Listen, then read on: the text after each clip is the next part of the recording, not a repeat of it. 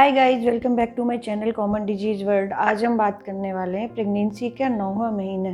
Pregnancy के 9 month में क्या क्या चेंजेज आते हैं। माँ में बहुत सारे चेंजेज आते हैं, बच्चे में भी बहुत सारे चेंजेज आते हैं। अब हमारे अगर 9 मंथ कंप्लीट हो चुके हैं तो फिर बेबी डिलीवर होने वाला है, बेबी की डिलीवरी होने वाली है। तो हमें किन किन चीज़ों के लिए प्रिपेयर रहना है, क्या क्या चीज़ें करनी है जिससे कि नॉर्मल डिलीवरी हो सके। तो चलिए इसके बारे में बात करते हैं। तो सबसे पहले बात करते हैं बच्चे की। हमारा जो बेबी है वो 9th मंथ तक फुल्ली मैच्योर हो जाता है। 8th मंथ पे जिससे उसके लंग्स डेवलप नहीं हुए होते हैं, 9th मंथ पे वो फुल्ली डेवलप हो जाते हैं, मैच्योर हो जाते हैं। और बेबी का वेट अराउंड 2 to 3.5 kg तक का हो जाता है। 9th मंथ तक बच्चे का वेट काफ़ी बढ़ जाता है, तो वहाँ पे इतना स्पेस नहीं होता यूट्रस में कि बच्चा पूरी तरह से रोटेट हो सके। तो वो अपने एक्सिस में ही रोटेट होता रहता है, या तो वर्टिकल एक्सिस में रोटेट होगा या हॉरिजॉन्टल एक्सिस में रोटेट। तो इस समय पे मूवमेंट्स का बहुत ध्यान देना है। कुछ हल्के फुल्के फ्लिकरिंग मूवमेंट्स या हल्के फुल्के किकिंग मूवमेंट्स फील होते हैं। एटलीस्ट एक दिन में 12 टाइम बच्चा घूमना ही चाहिए, तो इस चीज़ का विशेष ध्यान देना होता है। अगर कई बार होता है कि इस टाइम पीरियड में स्पेस कम होने की वजह से बेबी के मूवमेंट्स फील नहीं होते हैं, तो इस टाइम में बेबी पूरा रोटेट तो करता नहीं है, तो आपको किकिंग और फ्लिकरिंग मूवमेंट को ही काउंट करने हैं। इस समय में बच्चे के चारों तरफ जो पानी होता है वो भी धीरे धीरे कम होने लगता है। वो जैसे जैसे प्रेगनेंसी ग्रो होती है तो धीरे धीरे पानी थोड़ा कम होता है। तो उसके कुछ सेट लिमिट्स होते हैं, लाइक उसको हम एमनियोटिक फ्लूइड इंडेक्स से मेज़र करते हैं। आपके पेट का जब अल्ट्रासाउंड करते हैं उसमें उसको 4 पार्ट में डिवाइड करके उसका जो वर्टिकल पाउचेज है उनकी हाइट मेजर करके उसके अकॉर्डिंग एमनियोटिक फ्लूइड इंडेक्स निकाला जाता है। उसके अकॉर्डिंग डिसाइड होता है कि पानी कितना है बच्चे में। उसकी नॉर्मल लिमिट्स हैं, डिलीवरी के समय नहीं है। अगर नॉर्मल लिमिट्स होती हैं तो प्रेफर किया जाता है नॉर्मल डिलीवरी के लिए। अगर इस पानी की मात्रा काफ़ी कम होती है तो इसको सिजेरियन करना पड़ता है। सो अब बात करते हैं मदर की। मदर में क्या क्या चेंजेस होते हैं।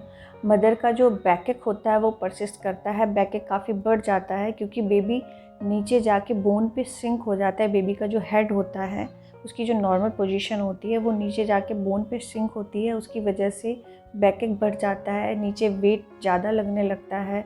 और यूरिनेशन की प्रॉब्लम, जो बार बार यूरिन आती है जल्दी जल्दी, वो बढ़ जाती है। कफिंग करते हैं या छींकते हैं, इसमें यूरिन निकल जाना ये बहुत स्वाभाविक हो जाता है क्योंकि बेबी का वेट ब्लैडर को पुश करता है, उसकी वजह से ये सारी दिक्कतें होनी शुरू। इस समय पे लोअर एब्डोमेन में पेन, मतलब तुड़ी के निचले हिस्से में दर्द होना स्वाभाविक है क्योंकि बेबी सिंक हुआ तो उसकी वजह से प्रेशर लगता है, उसकी वजह से पेन होता है।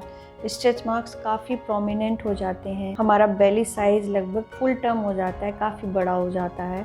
इस समय पे पैरों में सूजन भी आ सकती है कुछ लेडीज़ में, कुछ लोगों को हेडेक का प्रॉब्लम हो सकता है। इस समय पे ब्रेस्ट में भारीपन भी हो सकता है और ब्रेस्ट में तनाव भी हो सकता है। कुछ पेशेंट्स में ब्रेस्ट में लिक्विड डिस्चार्ज भी निकलने लगता है। इंपॉर्टेंट चीज़ होती है, जैसे कि मैंने आपको लास्ट वीडियो में बताया था कि शॉर्टनेस ऑफ ब्रेथ, ब्रीदिंग में दिक्कत होती है, बहुत जल्दी जल्दी सांस लेनी पड़ती है।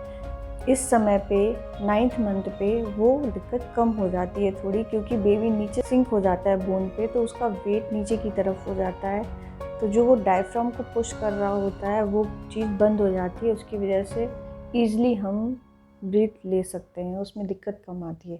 सो अब बात करते हैं 9th मंथ में आपको क्या क्या खास ध्यान रखना है, क्या क्या इंपॉर्टेंट चीज़ें ध्यान रखनी है। पहली चीज़ है, आपको हमेशा बाएं करवट से लेटना है, लेफ़्ट लेटरल पोजीशन पे। दूसरी चीज़ है कि आपको कैल्शियम विटामिन्स वगैरह लेते रहने हैं।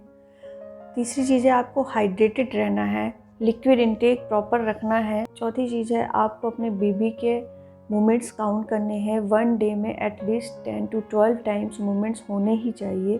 अगर नहीं हो रहे हैं, आपको कम फील हो रहा है, तो गो फॉर योर चेकअप, क्योंकि उसके FHS सुनने उस टाइम पे बहुत ज़रूरी हैं। ये मदर को ही फील होता है, तो अगर कभी भी ऐसा लग रहा है तो इट्स एन इमरजेंसी, आपको जाके दिखाना है।